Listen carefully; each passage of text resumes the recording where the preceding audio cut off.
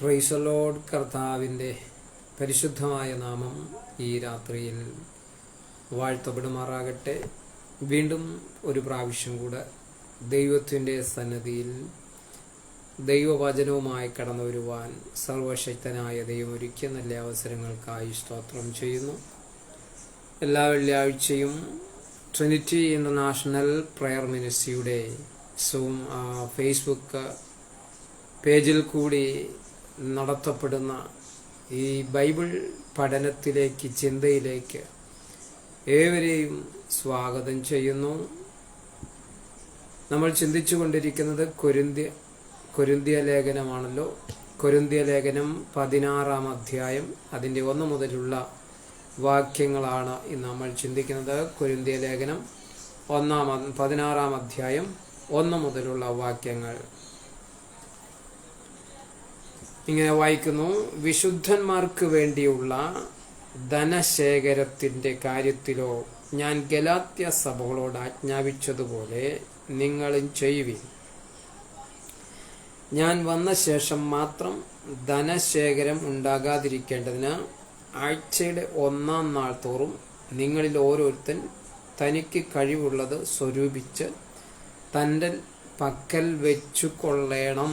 പരിശുദ്ധനായ ദൈവമേ, സ്വർഗീയ നല്ല പിതാവേ, നല്ല സമയത്തിനായി സ്തോത്രം. ഈ രാത്രിയിൽ ദൈവവചനവുമായി കർത്താവിൻ്റെ സന്നിധിയിൽ അടുത്തു വരുന്നു. ഈ ഫേസ്ബുക്കിൽ കൂടി എന്നെ ശ്രദ്ധിക്കുന്ന എല്ലാ ദൈവജനത്തിനായി സ്തോത്രം. ഈ ഫേസ്ബുക്കിൻ്റെ അഡ്മിനായിരിക്കുന്ന കർത്താവെ തോമസ് എന്ന കുടുംബമായി ഓർക്കുന്നു. ദൈവം സഹായിക്കണമേ.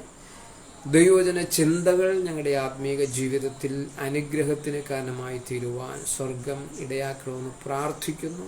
ദൈവകരം കൂടിയിരിക്കണം. യേശു കർത്താവിൻ നാമത്തിൽ കേൾക്കണമേ പിതാവേ, ആമേൻ. പ്രൈസ് ദി ലോർഡ്, ഹല്ലേലൂയ. ഒരിക്കൽ കൂടി എല്ലാവർക്കും ക്രിസ്തുയേശുവിലുള്ള സ്നേഹവും വന്ദനവും അറിയിക്കുന്നു. നമ്മൾ ചിന്തിക്കുന്നത് കൊരിന്ത്യ ലേഖനം 16-ാം അധ്യായം, 1 കൊരിന്ത്യ ലേഖനം 16-ാം അധ്യായം അതിൻ്റെ 1 മുതലുള്ള വാക്യങ്ങളാണ്. വിശുദ്ധന്മാർക്ക് വേണ്ടിയുള്ള ധനശേഖരത്തിൻ്റെ കാര്യത്തിലോ ഞാൻ ഗലാത്യ സഭകളോട് ആജ്ഞാപിച്ചതുപോലെ നിങ്ങളും ചെയ്യുവീൻ എന്നെന്ത് ചെയ്യുകയാണ് അവിടെ അപ്പോസ്തലനായ പൗലോസ് ശ്ലീഹ അവിടെ രേഖപ്പെടുത്തുകയാണ്. സ്തോത്രം.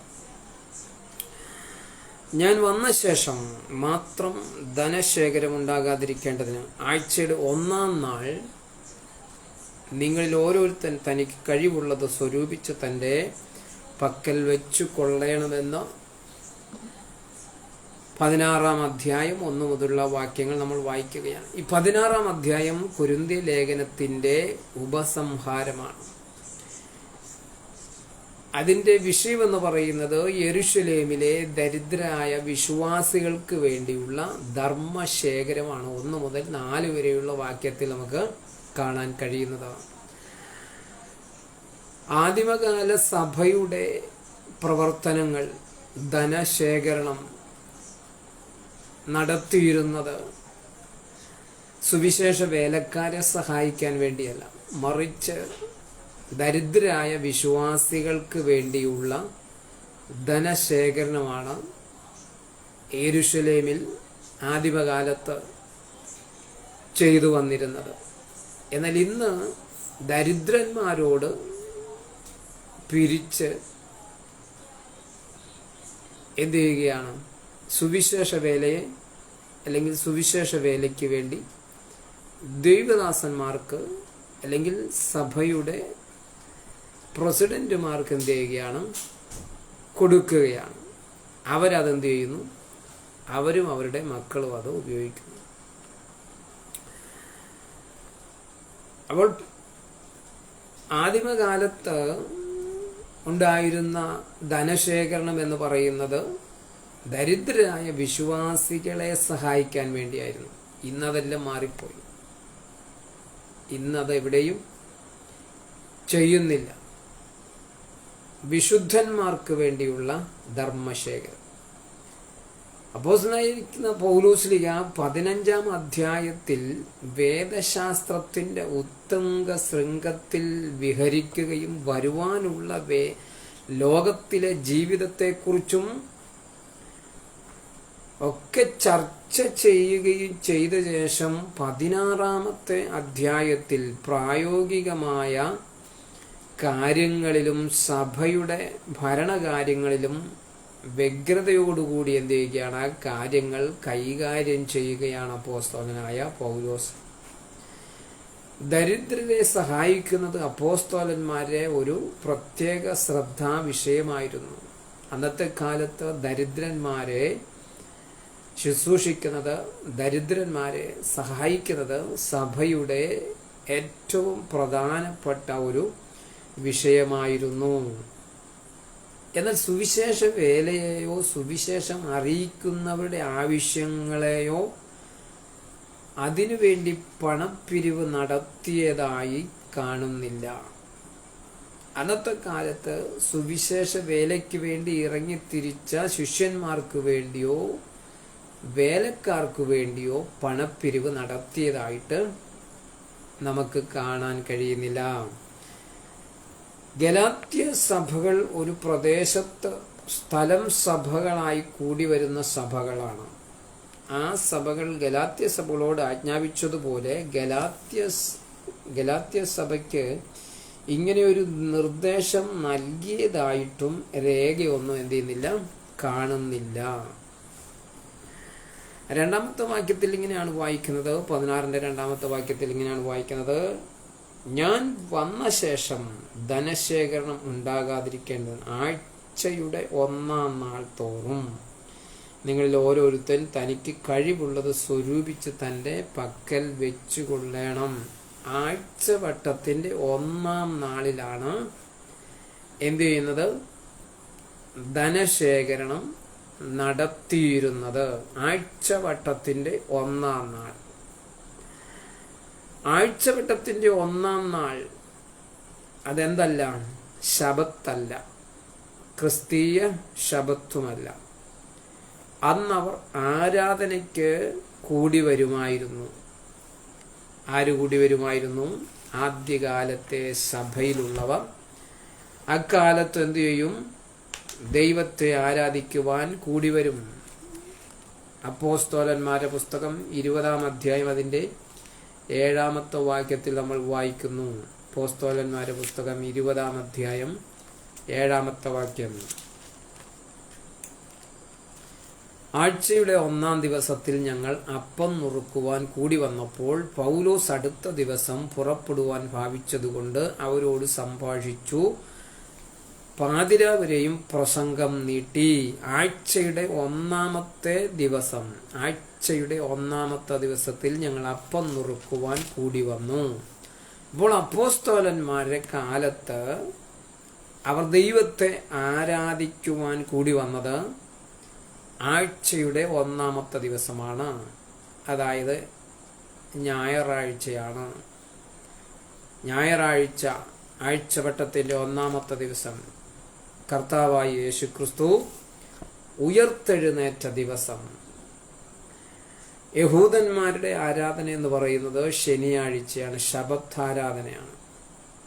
അക്കാലത്ത് യഹൂദന്മാരുടെ ശബത്ത് ആരാധന ഉണ്ടായിരുന്നു. പല സ്ഥലത്തും പല പള്ളികളിലും ശിഷ്യന്മാരെന്ത് ചെയ്തിട്ടുണ്ട്, ശബത്ത് ദിവസം ദൈവാലയത്തിൽ ചെന്ന് അവിടെയുള്ളവരോട് എന്ത് ചെയ്തു, കർത്താവിൻ്റെ സുവിശേഷം പ്രസംഗിച്ച് നമുക്ക് വായിക്കാൻ കഴിയുന്നുണ്ട്. സുവിശേഷത്തിൽ കർത്താവായ യേശു ക്രിസ്തുവും എന്ത് ചെയ്തു, ശബത്തിൽ യഹൂദന്മാരുടെ പള്ളികളിൽ ചെന്ന് ആരാധിക്കുകയും പ്രസംഗിക്കുകയും ചെയ്ത് നമുക്ക് കാണാൻ കഴിയുന്നുണ്ട്. എന്നാൽ പുതിയ നിയമത്തിലേക്ക് വരുമ്പോൾ ആ ശബത്ത് ആരാധന എന്ത് ചെയ്യുകയാണ്, മാറ്റപ്പെടുകയാണ്. ദിവസത്തിന് പ്രാധാന്യതയില്ലാതെ ദിവസം നിർമ്മിച്ച ദൈവത്തിന് പ്രാധാന്യം കൊടുത്തുകൊണ്ട് ദൈവത്തെ ആരാധിക്കുകയാണ്. അത് ആഴ്ചവട്ടത്തിന്റെ 1-ാമത്തെ ദിവസമാകണമെന്നില്ല, ആഴ്ചവട്ടത്തിന്റെ അവസാനത്തെ ദിവസമാകണമെന്നില്ല. ഏതു ദിവസവും ദൈവത്തെ ആരാധിക്കാനും ദൈവസന്നിധിയിൽ കടന്നു വരാനും കഴിയും. എന്നാൽ ഈ സൺഡേ എന്ന് പറയുന്ന ദിവസം പൊതു അവധി ആയതുകൊണ്ടും ആയിരിക്കാം എല്ലാവരും എന്ത് ചെയ്യുന്നത്, ആ ദിവസം ദൈവത്തെ ആരാധിക്കുന്നത്. ചിലർ പറയാറുണ്ട് സൺഡേ എന്ന് പറയുന്നത് സൂര്യദേവന്റെ ദിവസമാണെന്ന്. ഏതോ ഒരു രാജാവ് സൂര്യദേവന്റെ ജന്മദിനമായിട്ട് സൺഡേ എന്ന ആ ദിവസത്തിന് നാമകരണം ചെയ്തു എന്നാണ് പറയുന്നത്. ആ രാജാവെല്ലാം ഭൂമിയിൽ ഉളവാകുന്നതിന് മുൻപേ ദൈവം 1-ാം ദിവസം, 2-ാം ദിവസം, 3-ാം ദിവസം, 4-ാം ദിവസം, 5-ാം ദിവസം, 6-ാം ദിവസം, 7-ാം ദിവസം എന്ന് എന്ത് ചെയ്തു, ഓരോ ദിവസത്തെക്കുറിച്ചും പറയുന്നുണ്ട്. അവിടെ ദൈവം പറയുന്നത് 1-ാം ദിവസം ഞായറാഴ്ച എന്നല്ല പറയുന്നത്, സൺഡേ എന്നല്ല പറയുന്നത്. 2-ാമത്തെ ദിവസം തിങ്കൾ എന്നല്ല പറയുന്നത്, മൺഡേ എന്നല്ല പറയുന്നത്. 1-ാം ദിവസം, 2-ാം ദിവസം, 3-ാം ദിവസം, 4-ാം ദിവസം, 5-ാം ദിവസം, 6-ാം ദിവസം, 7-ാം ദിവസം. 7-ാം ദിവസം എന്താണ്? ശബത്ത്. അതിനൊക്കെ ഓരോ പേരിട്ടത് പിന്നീട് വന്നവരാണ്, ദൈവമല്ല ഇതിനെല്ലാം പേരിട്ടത്. അതുകൊണ്ട് 1-ാം ദിവസം എന്ന് പറയുന്നത് സൺഡേ ആണ്. അതുകൊണ്ട് സൺഡേയിൽ ആരാധിക്കുന്നവരെല്ലാം സൂര്യദേവനെയാണ് ആരാധിക്കുന്നത് എന്ന് പറഞ്ഞ് പഠിപ്പിക്കുന്ന ഒരു സമൂഹം ഉണ്ട്. പക്ഷേ അത് ദൈവമിട്ട പേരല്ല. ദൈവം 1-ാം ദിവസം എന്നാണ് പറഞ്ഞത്, പേരിട്ടത്, സൃഷ്ടിച്ചത്. അപ്പോൾ ആ സൂര്യദേവനും 1-ാം ദിവസവും തമ്മിൽ യാതൊരു ബന്ധവുമില്ല. വേദപുസ്തക വെളിച്ചത്തിൽ നിങ്ങളുടെ ചിന്തയിൽ ചിലപ്പോൾ അതിന് ബന്ധം കാണും, പക്ഷെ വേദപുസ്തക വെളിച്ചത്തിൽ അതിനെന്തില്ല, ബന്ധമില്ല. സൂര്യദേവനുമായിട്ട് യാതൊരു ബന്ധവും സൺഡേക്കില്ല, 1-ാം ദിവസത്തിനില്ല. ഒരു ദിവസത്തിനും അങ്ങനെ ഒരു ബന്ധമില്ല. കാരണം ദൈവം 1-ാം ദിവസം, 2-ാം ദിവസം എന്നാണ് എന്ത് ചെയ്തത്, ദിവസങ്ങളെ സൃഷ്ടിച്ചത്. പകലും രാത്രിയെയും സൃഷ്ടിച്ചപ്പോൾ ദൈവം പകലും രാത്രിയും എന്നാണ് പറഞ്ഞത്. അതിന് വേറൊരു പേരും എന്ത് ചെയ്തിട്ടില്ല, ദൈവം കൊടുത്തിട്ടില്ല.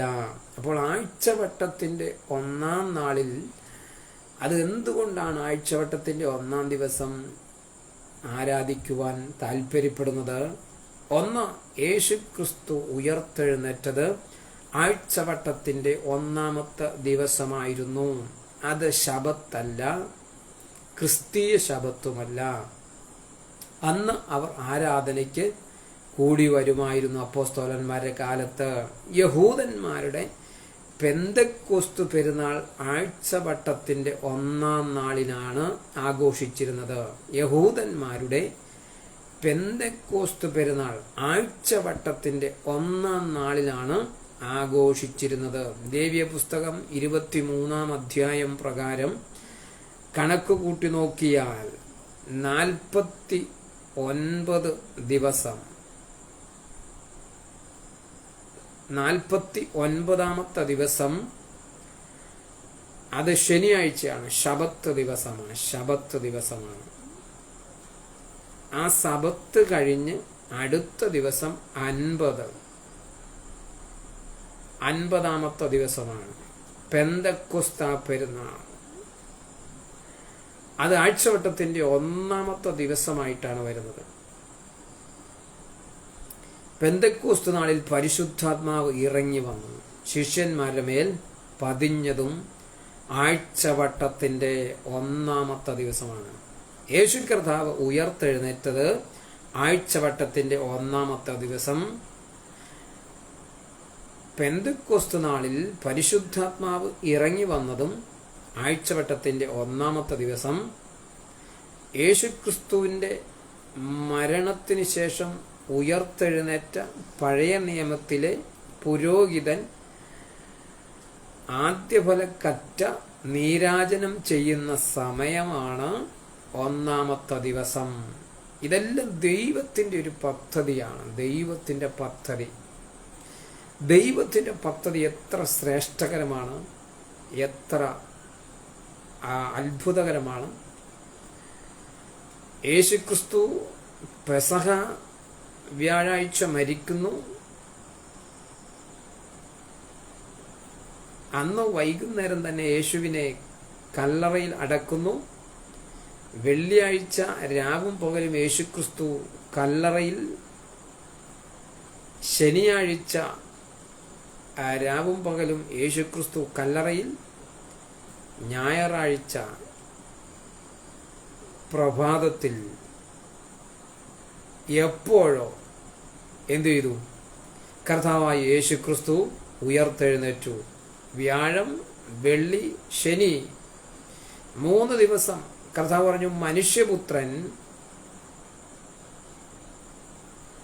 3 ദിവസം യോന മത്സ്യത്തിന്റെ വയറ്റിൽ 3 ദിവസം ഇരുന്നതുപോലെ മനുഷ്യപുത്രൻ 3 ദിവസം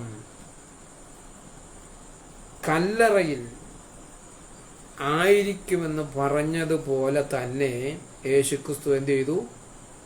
3 ദിവസം കല്ലറയ്ക്കകത്തായിരുന്നു. വ്യാഴം വൈകുന്നേര സമയം, വെള്ളി, ശനി, അന്ന് പ്രഭാതത്തിൽ എന്ത് ചെയ്തു? കർത്താവ് ഉയർത്തെഴുന്നേൽക്കുവാനിടയായി തീർന്നു.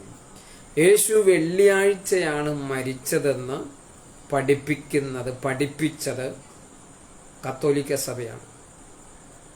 വേദപുസ്തകം പഠിക്കാത്ത പെന്തിക്കോസുകാരും വെള്ളിയാഴ്ച കർത്താവ് മരിച്ചുവെന്ന് ധരിച്ചു വെച്ചു, അവരും പഠിപ്പിച്ചു. ഇന്നും അങ്ങനെയാണ് ചിന്തിക്കുന്നത്. എന്നാൽ വേദപുസ്തകത്തിൽ യോഹന്നാന്റെ സുവിശേഷം സസൂക്ഷ്മം പരിശോധിക്കുമ്പോൾ യേശു ക്രിസ്തു മരിച്ചത് വെള്ളിയാഴ്ചയല്ല, വ്യാഴാഴ്ച. എന്താ വ്യാഴാഴ്ച മരിക്കാൻ കാരണം? പെസഹ കുഞ്ഞാടിനെ അറുക്കേണ്ടത് വെള്ളിയാഴ്ചയല്ല, വ്യാഴാഴ്ചയാണ് പെസഹ കുഞ്ഞാടിനെ അറുക്കേണ്ടത്. പഴയ നിയമത്തിൽ പെസഹ കുഞ്ഞാടിനെ അറുക്കപ്പെട്ട അതേ ദിവസം തന്നെ, അത് നിഴലായിരുന്നു. പഴയ നിയമത്തിലെ കുഞ്ഞാടിനെ അറുത്തത്, മിസ്രൈമിൽ ഇസ്രായേൽ ജനം കുഞ്ഞാടിനെ അറുത്തത് പുതിയ നിയമത്തിൽ അറുക്കപ്പെടാനുള്ള കർത്താവായ യേശുക്രിസ്തുവാകുന്ന കുഞ്ഞാടിന്റെ നിഴലായിരുന്നു. ആ ദിവസം തന്നെയാണ് പുതിയ നിയമത്തിലും എന്ത് ചെയ്തത്? യേശുക്രിസ്തുവിനെ ക്രൂശിക്കുവാനിടയായി തീർന്നത്. അതേ ദിവസം തന്നെയാണ് യേശുക്രിസ്തു എന്ത് ചെയ്തത്? ക്രൂശിൽ മരിച്ചത്. പെസഹ കുഞ്ഞാട് അറുക്കപ്പെടുന്ന ദിവസം നമ്മുടെ പെസഹ കുഞ്ഞാടും അറുക്കപ്പെട്ടു. ക്രിസ്തുയേശു തന്നെ. പഴയ നിയമത്തിൽ പെസഹ കുഞ്ഞാട് വ്യാഴാഴ്ച അറുക്കപ്പെട്ടെങ്കിൽ പുതിയ നിയമത്തിൽ പെസഹ കുഞ്ഞാട് വെള്ളിയാഴ്ച അറുത്താ പോരാ. അപ്പൊ പെസഹ മാറും. പെസഹ കുഞ്ഞാട് എന്ന് അറക്കണം? പെസഹയുടെ ദിവസം തന്നെ അറുക്കപ്പെടണം. അപ്പോൾ ഇത് എന്തല്ല? ശബത്തല്ല. യേശുക്രിസ്തു എന്ത് ചെയ്തു? ആഴ്ചവട്ടത്തിന്റെ 1-ാമത്തെ ദിവസം ഉയർത്തെഴുന്നേറ്റു. പെന്തക്കോസ് നാളിൽ പരിശുദ്ധാത്മാവ് ആഴ്ചവട്ടത്തിന്റെ 1-ാമത്തെ ദിവസം ഈ ഭൂമിയിലേക്ക് ഇറങ്ങി വന്നു. അല്ലെങ്കിൽ യെരുശലേമിൽ ആ ശിഷ്യന്മാരിരുന്ന സ്ഥലത്ത് ഇറങ്ങി വന്നത് ആഴ്ചവട്ടത്തിന്റെ 1-ാമത്തെ ദിവസമാണ്. പുരോഹിതൻ പഴയ നിയമത്തിൽ ശബത്ത് കഴിഞ്ഞ് അടുത്ത ദിവസം, ശബത്ത് കഴിഞ്ഞ് അടുത്ത ദിവസം നീരാജന കച്ച പുരോഹിതൻ ദൈവസന്നിധി സമർപ്പിക്കുന്ന ആ ദിവസം തന്നെ കർത്താവായ യേശുക്രിസ്തു എന്ത് ചെയ്തു? ഉയർത്തെഴുന്നേറ്റു. 3-ാമത്തെ ദിവസം എന്ത് ചെയ്തു? യേശുക്രിസ്തു ഉയർത്തെഴുന്നേറ്റു. ശബത്ത് കഴിഞ്ഞ് അടുത്ത ദിവസമാണ് എന്ത് ചെയ്യേണ്ടത്?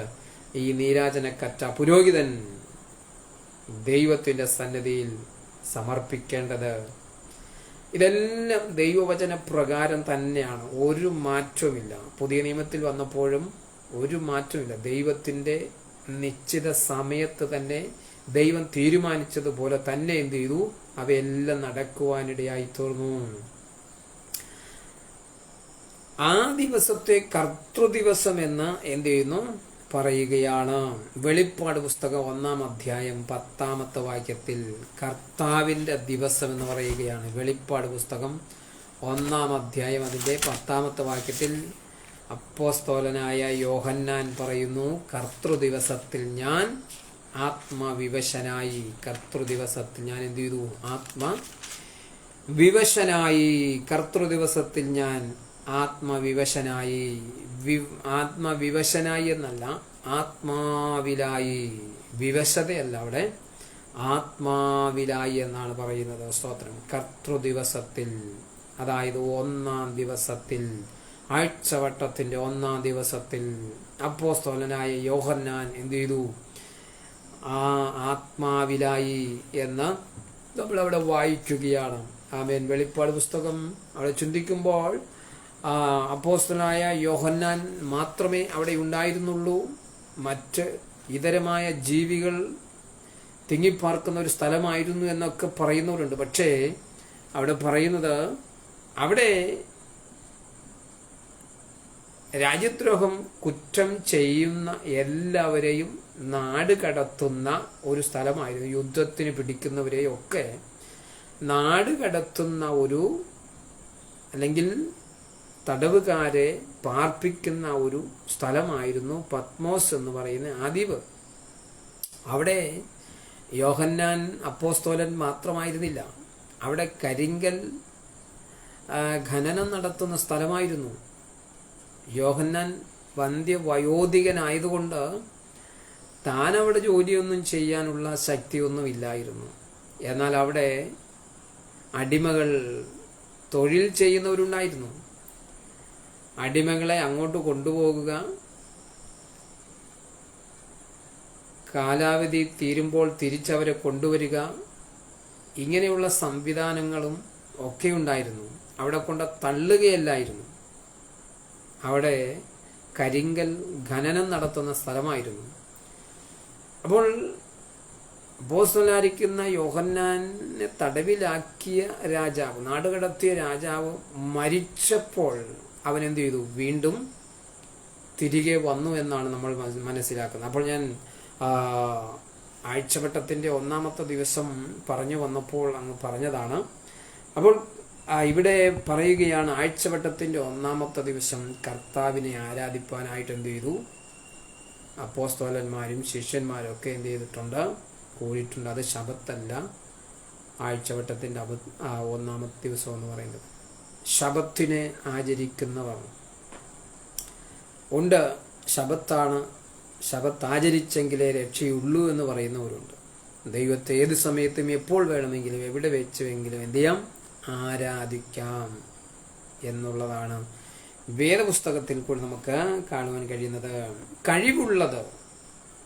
കഴിവുള്ളത് ഇത് ദശാംശമല്ല, ഇത്രയേ കൊടുക്കാവൂ എന്നും പറയുന്നില്ല, പ്രമാണമില്ല.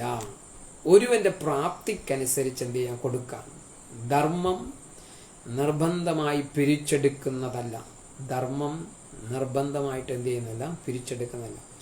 അവനവന്റെ ഹൃദയത്തിൽ തോന്നിയതുപോലെ കൊടുക്കാം. അവനവന്റെ ഹൃദയത്തിൽ തോന്നിയതുപോലെ എന്ത് ചെയ്യാം? കൊടുക്കാം. ഉദ്ദേശിച്ചതുപോലെ കൊടുക്കാം. ഇത്രയേ കൊടുക്കാവൂന്ന് പറയുന്നില്ല. ക്രിസ്തീയ സേവനത്തിൽ, ശുശ്രൂഷയിൽ നമുക്ക് ചെന്നെത്താൻ കഴിയാത്തിടത്ത് നമ്മുടെ സഹായം, നമ്മുടെ പണം എത്തിക്കാനാകും. അപ്പോൾ എനിക്ക് ശുശ്രൂഷയിൽ അല്ലെങ്കിൽ കർത്താവിൻ്റെ വേല ചെയ്യണമെന്ന് ആഗ്രഹമുണ്ട്, ഇന്ന സ്ഥലത്ത് പോകണമെന്ന് ആഗ്രഹമുണ്ട്, എനിക്കവിടെ പോകാൻ കഴിയുന്നില്ല, അതുകൊണ്ട് കർത്താവിൻ്റെ വേല ചെയ്യാൻ കഴിയുന്നില്ല എന്ന് ആരെങ്കിലും ചിന്തിക്കുന്നെങ്കിൽ ആ സ്ഥലത്തുള്ളവരെ സഹായിക്കാൻ നിങ്ങൾക്ക് കഴിയും. നിങ്ങളുടെ പണം അല്ലെങ്കിൽ നിങ്ങൾക്ക് പോകാൻ കഴിയുന്നില്ലെങ്കിൽ നിങ്ങൾക്ക് അവരെ സാമ്പത്തികമായി എന്ത് ചെയ്യാൻ കഴിയും? സഹായിക്കാനായിട്ട് കഴിയും. അങ്ങനെ നിങ്ങൾക്കും എന്ത് ചെയ്യാൻ കഴിയും? കർത്താവിൻ്റെ വേലയുടെ ഒരു ഭാഗമായി തീരാൻ കഴിയും. Price the Lord. ഞാൻ എത്തിയ ശേഷം നിങ്ങളുടെ ധനശേഖരം യെരുശലേമിലേക്ക് കൊണ്ടുപോകുവാൻ നിങ്ങൾക്ക് സമ്മതമുള്ളവരെ ഞാൻ എഴുത്തോടുകൂടെ അയക്കും.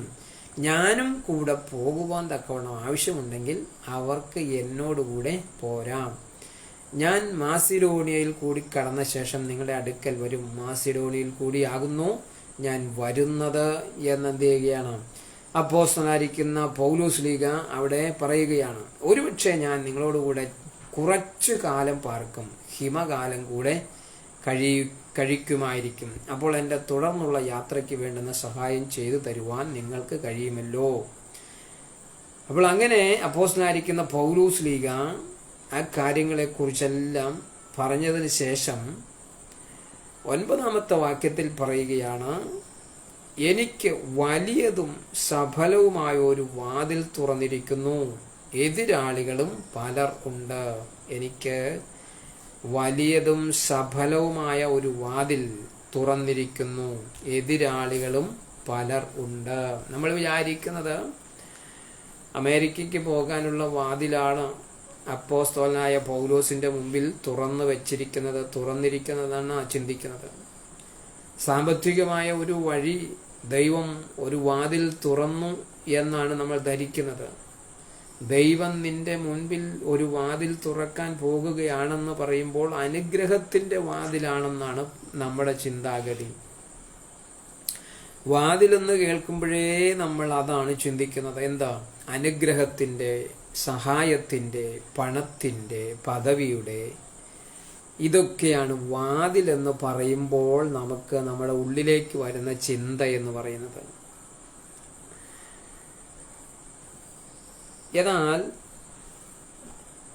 ഇവിടെ പറയുന്ന വാതിൽ എന്താണ്? അപ്പോസ്തലനായ പൗലോസ് ലീഗ പറയുന്ന വാതിൽ എന്താണ്? എനിക്ക് വലിയതും സഫലവുമായ ഒരു വാതിൽ തുറന്നിരിക്കുന്ന വാതിൽ വലിയതാണ്. ഏതെങ്കിലും ഒരു പ്രവാചകൻ തലയിൽ കൈവച്ചിട്ട് പറയും, കർത്താവ് നിനക്ക് വലിയൊരു വാതിൽ തുറക്കാൻ പോകുന്നു. എന്താണത്? അത് ചിലപ്പോൾ ആ വിദേശത്തേക്കുള്ള യാത്രയായിരിക്കാം അവരുടെ വായിൽ, അല്ലെങ്കിൽ ഒരു ജോലിയായിരിക്കാം അവരുടെ വായിൽ. അതുപോലെയുള്ള അനുഗ്രഹത്തെക്കുറിച്ചാണ് പറയാറുള്ളത്. എന്നാൽ അപ്പോസ്തലനായ പൗലോസ് ലീഗ ഇവിടെ പറയുന്ന വാതിൽ എന്താണ്? പൗലോസിന്റെ മുമ്പിൽ തുറക്കപ്പെട്ട വാതിൽ നാം വിചാരിക്കുന്നത് പോലെ അനുഗ്രഹ മഴയുടെ വാതിലല്ല. രാജ്യങ്ങളിൽ നിന്ന് രാജ്യങ്ങളിലേക്ക് പോകുവാനുള്ള വാതിലും അല്ല. പിന്നെ എന്താണ്? സുവിശേഷ ഘോഷണത്തിനായിട്ടുള്ള ഒരു വിളിയാണ്. എന്താണ് ആ വിളി? അപ്പോസ്തലന്മാരുടെ പുസ്തകം 16-ാം അധ്യായം അതിൻ്റെ 9-ാമത്തെ വാക്യത്തിൽ നമ്മൾ ഇങ്ങനെ വായിക്കുന്നു. അപ്പോസ്തലന്മാരുടെ പുസ്തകം 16-9. അവിടെ വെച്ച് രാത്രിയിൽ മാസിഡോണിക്കാരനായ ഒരു പുരുഷൻ പൗലോസിന്റെ അരികെ നിന്ന്, നീ മാസിഡോണിയയിലേക്ക് കടന്നു വന്ന് ഞങ്ങളെ സഹായിക്കുക എന്ന് തന്നോട് അപേക്ഷിക്കുന്നതായി ഒരു ദർശനം കണ്ടു. അപ്പം മാസിഡോണിയയിലേക്കുള്ള അപ്പോസ്തോലന്റെ സുവിശേഷ യാത്രയുടെ ആരംഭമാണ്, അല്ലെങ്കിൽ ആ രാജ്യത്തേക്ക് ദൈവവചനവുമായിട്ട് പോകാനുള്ള, കടന്നു ചെല്ലാനുള്ള ഒരു വിളിയാണ്. ഇവിടെ പറയുകയാണ്, അവിടെ വെച്ച് രാത്രിയിൽ മാസിഡോണിയക്കാരനായ ഒരു പുരുഷൻ പൗലോസിന്റെ അരികെ നിന്ന്, നീ മാസിഡോണിയയിലേക്ക് കടന്നു വന്ന് ഞങ്ങളെ സഹായിക്കുക എന്ന് തന്നോട് അപേക്ഷിക്കുന്നതായി ഒരു ദർശനം കണ്ടു. അപ്പോസ്തലനായ പൗലോസ് പറയുന്ന, എനിക്ക് സഫലവും വലിയതുമായ ഒരു വാതിൽ തുറന്നിരിക്കുന്നു എന്ന അപ്പോസ്തലനായ പൗലോസ് ലീഗ കൊരിന്ത്യ ലേഖനം 16-ാം അധ്യായം 9-ാമത്തെ വാക്യത്തിൽ പറയുന്ന വാതിൽ എന്ന് പറയുന്നത്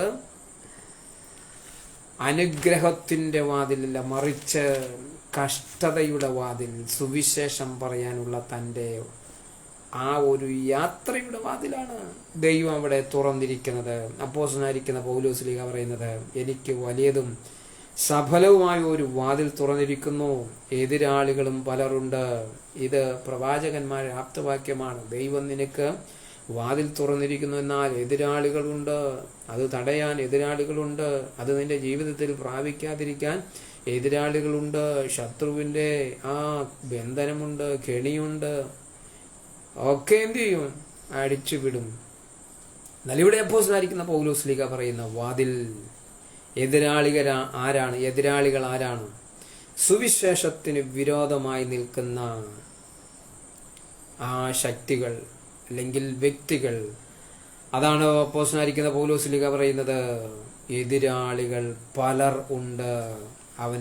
അവനെ എതിർക്കുന്ന, അവനെ ആ വേല ചെയ്യുവാൻ അനുവദിക്കാത്ത, ആമേൻ സ്തോത്രം, മനുഷ്യർ അപ്പോസ്തലനായിരിക്കുന്ന പൗലോസ്ലീഹ ദർശനം കണ്ടു. അതാണ് താൻ ഇവിടെ എഴുതുന്നത്.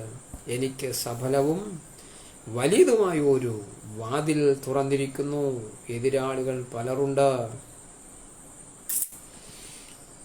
2 കൊരിന്ത്യർ ലേഖനം അതിൻ്റെ 2-ാം അധ്യായം 12-ാമത്തെ വാക്യത്തിൽ ഇങ്ങനെ വായിക്കുന്നു. 2 കൊരിന്ത്യർ ലേഖനം 12-ാം അധ്യായം 2.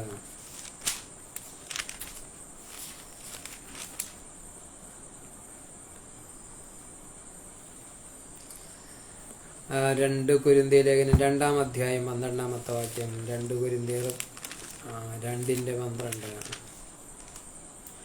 എന്നാൽ ഞാൻ ക്രിസ്തുവിൻ്റെ സുവിശേഷം അറിയിക്കാൻ ത്രോവാസിൽ വന്നപ്പോൾ കർത്താവിൻ്റെ പ്രവൃത്തിക്കായി എനിക്കൊരു വാതിൽ തുറന്നു കിട്ടി. Price the Lord. കർത്താവിൻ്റെ പ്രവൃത്തിക്കായി എനിക്ക് ഒരു വാതിൽ തുറന്നു കിട്ടി. എന്താണ് കർത്താവിൻ്റെ പ്രവൃത്തിക്ക് വേണ്ടി അപ്പോസ്തലനായ പൗലോസിൻ്റെ മുൻപിൽ തുറന്നു കിട്ടിയ വാതിൽ? എന്താണ്? ഒരു വിളി. ഏത് വിളിയാണ്?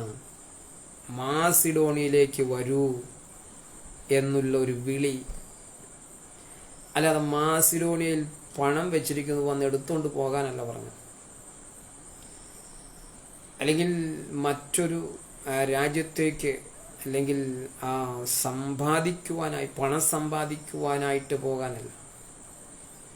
ഇവിടുന്ന് ആൾക്കാർ എന്ത് ചെയ്യാറുണ്ട്? ഗൾഫിലേക്ക് പോകാറുണ്ട്. എന്തിനാ പോകുന്നത്? അവിടെ അറബിയോട് സുവിശേഷം പറയാനാണ്? അല്ല. അവിടെ ജോലി ചെയ്യുന്ന മലയാളികളെ, ഗൾഫിലുള്ളവരെ എന്തെങ്കിലുമൊക്കെ പറഞ്ഞ് അവരുടെ കയ്യിൽ നിന്നും പണം പറ്റാൻ വേണ്ടി പോകുന്നതാണ്. അല്ലാതെ അറബിയോട് സുവിശേഷം പറയാനല്ല. അങ്ങനെ ഗൾഫിലേക്കും മറ്റു രാജ്യങ്ങളിലേക്കൊക്കെ പോകാൻ വിളിയുള്ളവർ അവിടെ ചെന്ന് പരസ്യവും നടത്തുക, ഒരു മൈക്കുമായിട്ട് പോകും. എന്താ പോകാത്തത്? അപ്പോൾ ഇവിടെ അപ്പോസ്തലനായിരിക്കുന്ന പൗലോസ്ലീഹ പറയുകയാണ്, എന്നാൽ ഞാൻ ക്രിസ്തുവിൻ്റെ സുവിശേഷം അറിയിക്കാൻ ത്രോവാസിൽ വന്നപ്പോൾ കർത്താവിൻ്റെ പ്രവൃത്തിക്കായി എനിക്കൊരു വാതിൽ തുറന്നു കിട്ടി. അതാണ് അപ്പോസ്തലന്മാരുടെ പുസ്തകം, ആമേൻ സ്തോത്രം, 16:9 പറയുന്നത്. അവിടെ വെച്ച് രാത്രിയിൽ മാസിഡോണിക്കാനായ ഒരു പുരുഷൻ പൗലോസിന്റെ അരികെ നിന്ന്, നീ മാസിഡോണിയയിലേക്ക് കടന്നു വന്ന് ഞങ്ങളെ സഹായിക്കുക എന്ന് പറയുകയാണ്. അപ്പോസ്തലന് ഒരു രാജ്യത്തേക്ക് വിളി വന്നപ്പോൾ, അല്ലെങ്കിൽ മാസിഡോണിയയിലേക്ക് വരാൻ പറഞ്ഞപ്പോൾ പൗലോസ് പറയാ, എനിക്കൊരു വാതിൽ തുറന്നു കിട്ടി. എന്ത് വാതിലാണ്? നമ്മളെ സംബന്ധിച്ചിടത്തോളം നമുക്ക് അനുഗ്രഹത്തിന്റെ വാതിൽ മാത്രമേ അറിയത്തുള്ളൂ. എന്നാൽ അപ്പോസ്തലനായിരിക്കുന്ന പൗലോസിന് സുവിശേഷ പ്രചരിപ്പിക്കുവാനുള്ള ഒരു രാജ്യത്തേക്കുള്ള, ഒരു സ്ഥലത്തേക്കുള്ള, ഒരു പട്ടണത്തിലേക്കുള്ള ഒരു വാതിൽ തുറന്നു കിട്ടിയതിനെ കുറിച്ചാണ് താൻ അത്യന്തം അത്ഭുതകരമായ രീതിയിൽ താൻ എന്ത് ചെയ്യുന്നു? വർണ്ണിക്കുന്നത്. ഒരു വാതിൽ തുറക്കുക, ഒരു സുവിശേഷം പറയാനുള്ള ഒരു സാധ്യത തൻ്റെ ജീവിതത്തിൽ വന്നപ്പോൾ അവനതിനെ ഏറ്റവും സന്തോഷകരമായ നിലയിൽ എന്ത് ചെയ്യുകയാണ്? അതിനെ സ്വാഗതം ചെയ്യുകയാണ്. നമ്മളോ, നമ്മുടെ ജീവിതത്തിലോ ഇതുപോലത്തെ ഒരു അവസരം വന്നാൽ നാം അത് തിരഞ്ഞെടുക്കാറുണ്ടോ? നാം അതെല്ലാം വിട്ടുകളഞ്ഞേക്ക് ആഫ്രിക്കയിലേക്കോ അങ്ങോട്ടൊക്കെ പോകാൻ വിളി വന്നാൽ ആരും പോകത്തില്ല. പിന്നെ എവിടേക്കാണ് പോകുന്നത്? എല്ലാവർക്കും അമേരിക്ക. അവിടേക്കാണെങ്കിൽ എല്ലാവരും പോകാൻ ഒരുക്കുമോ? മറ്റൊരു രാജ്യത്തേക്കും, ആഫ്രിക്ക എന്ന് പറയുന്ന അതുപോലെയുള്ള രാജ്യത്തേക്ക് പോകാൻ എന്ത് ചെയ്യുന്നില്ല? ആരും ആഗ്രഹിക്കുന്നില്ല. അതൊന്നും നമ്മുടെ മുമ്പിൽ ഒരു വാതിലേ അല്ല. സ്തോത്രം. എന്നാൽ അപ്പോസ്തലനായിരിക്കുന്ന പൗലോസിന്റെ വാതിൽ എന്താണ്? രാജ്യങ്ങളിലേക്ക് സുവിശേഷവുമായി കടന്നു പോകാനുള്ള വാതിലാണ്. അതുപോലെയുള്ള വാതിൽ നമ്മുടെ മുമ്പിലും കർത്താവ് തുറക്കട്ടെ. പോകാൻ ഒരുക്കമുള്ളവരായി നമുക്കും ദൈവസന്നിധിയിൽ നീതിയോടെ നിൽക്കുവാൻ സർവശക്തനായ ദൈവം സഹായിക്കട്ടെ എന്ന് പ്രാർത്ഥിക്കുന്നു. സർവശക്തനായ ദൈവമേ, സ്വർഗ്ഗ നല്ല പിതാവേ, ഈ വചന ധ്യാനത്തിൽ കൂടെ എന്നെ ശ്രദ്ധിച്ച എല്ലാവരെയും സ്വർഗം അനുഗ്രഹിക്കണമേ. സാമ്പത്തികമായ വാതിൽ തുറക്കുന്നതിനേക്കാൾ അപ്പുറമായി കർത്താവ് സുവിശേഷത്തിന് വേണ്ടി രാജ്യങ്ങളുടെ വാതിൽ തുറന്ന് കിട്ടുന്നത് കാണുവാൻ, അതിൽ ആമേൻ പ്രവേശിക്കുവാനുള്ള വാഞ്ചയും താല്പര്യവും ഞങ്ങൾക്ക് ദൈവം നൽകണമെന്ന് പ്രാർത്ഥിക്കുന്നു. ദൈവകരങ്ങളെ ഏൽപ്പിച്ച് പ്രാർത്ഥിക്കുന്നു. യേശു കർത്താവിൻ നാമത്തിൽ കേൾക്കണമേ പിതാവേ. ആമേൻ. Praise the Lord.